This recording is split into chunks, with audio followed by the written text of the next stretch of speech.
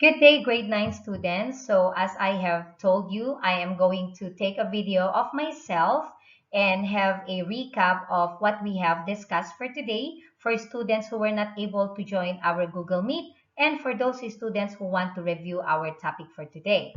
So, your teacher here, Miss Michelle Joy. So, the recap of the last topics. We have studied about sultanate. This is what a sultanate looks like. We have studied about emirate. So this is what an emirate looks like. Types of government. So before we proceed with our lesson for today, which are the types of government, let us read the words to learn that we will be encountering. Number 1, ecclesiastical. Number 2, institution. Number 3, constitution. Number 4, monarchy. And number 5, citizen. Now, class, these are the ecclesiastical leaders. They are actually leaders of the church. Now, later on, I'm going to discuss with you what ecclesiastical type of government is. Next, institution. An institution is a significant relationship, practice, or organization in a society or culture. What other institutions establish rules? Number 1, churches, clubs, sports, schools, parents, and families. In an institution, there's always a mission and vision, and everybody must do it. Next, constitution. What is a constitution? It is a list of rules which govern the actions of any organization.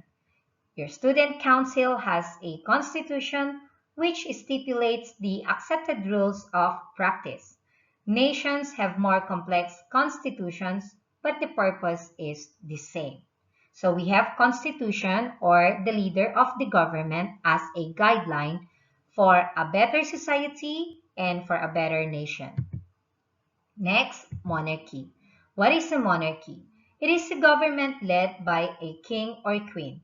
During the 1600s and 1700s, monarchs ruled much of Europe, but at this time, we do not have a lot of monarchical type of government. Now, class, let us go to the last word, which is citizen. Who is a citizen?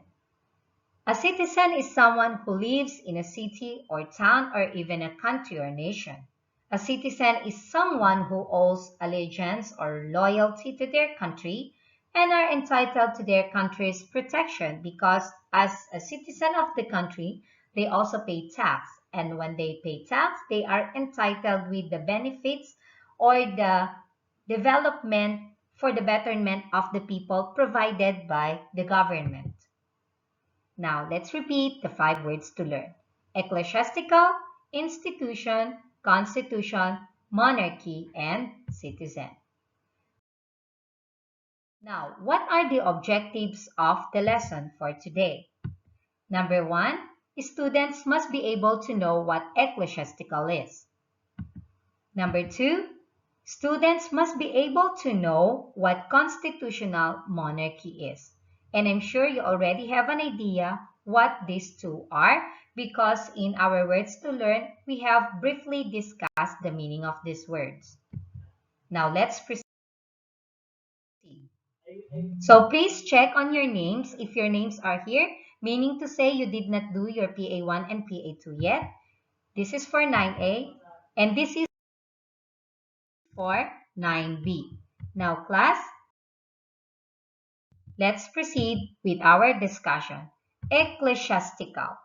Ecclesiastical is a term used to refer to a type of government which is administered by a church. The word ecclesiastical means relating to the church as an institution. So the leader of this ecclesiastical government are the leaders of the churches, usually a pope, a priest, or archbishop. The system is similar to an absolute monarchy as the Pope holds full legislative, executive, and judicial powers. Now, there are only one ecclesiastical system in the world. And of course, this is Vatican City, which is the center of Christianity. You can find Vatican City in the city of Rome, which is located in the country of Italy. Now, class, let us watch a short video about what a constitutional monarchy is. Please stay tuned.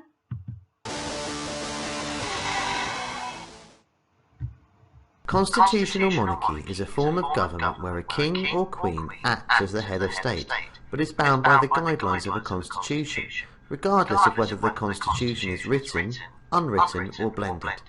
This form of government differs from absolute monarchy, where the monarch serves as the complete source of power in the state and is not legally bound by any constitution. In a constitutional monarchy, the king or queen do not have the power to make or pass legislation. Generally speaking, this power resides within an elected parliament. Instead, their role is primarily ceremonial, meaning their role is more symbolic. They may also hold reserve powers, powers to be used only in extreme emergencies or constitutional crises. In recent times, many have challenged the idea of a constitutional monarchy, arguing that such a system is anachronistic and old-fashioned. Supporters, however, point to the fact that they offer continuity with the past and when elected governments change. Today, constitutional monarchies are found all over the world. Aside from those 16 Commonwealth countries, including Jamaica, Canada and New Zealand, whose head of state is the British monarch, they are found in Europe, e.g. Sweden, Belgium, Spain, Asia, Malaysia, Japan, Bhutan, Africa, Morocco, Lesotho, and the Middle East, Jordan, Kuwait, and the United Arab Emirates. Okay, class. Now let's proceed to reading what constitutional monarchy is. So constitutional monarchy is a system of government in which a monarch or a royal family is guided by a constitution whereby his or her rights and responsibilities are spelled out in written law or by custom. The monarch is a sovereign like a king, a queen, or prince who retains a unique legal and ceremonial role, but exercises limited or no political power. The legislative, executive, and judicial powers are with the citizens who use them through elections.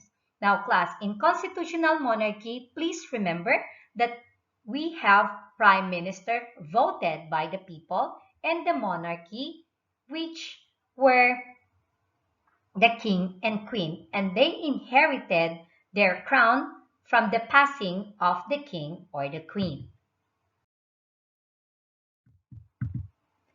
There are three constitutional monarchy in the world, class. Number 1 is United Kingdom, number 2 Bhutan, and number 3 Thailand. So these countries have prime ministers as well as kings and queens.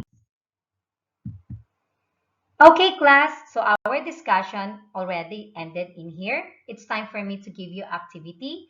Please answer the activities in our Google Classroom, or you can also send it to me in my personal line account. Number 1, who administers the ecclesiastical type of government? Number 2, which countries are governed by a constitutional monarchy? And number 3, what type of government do you like the most and why? It's the end of our lesson. I'll see you again in our virtual class. Stay safe and have a good day. Thank you very much, everyone.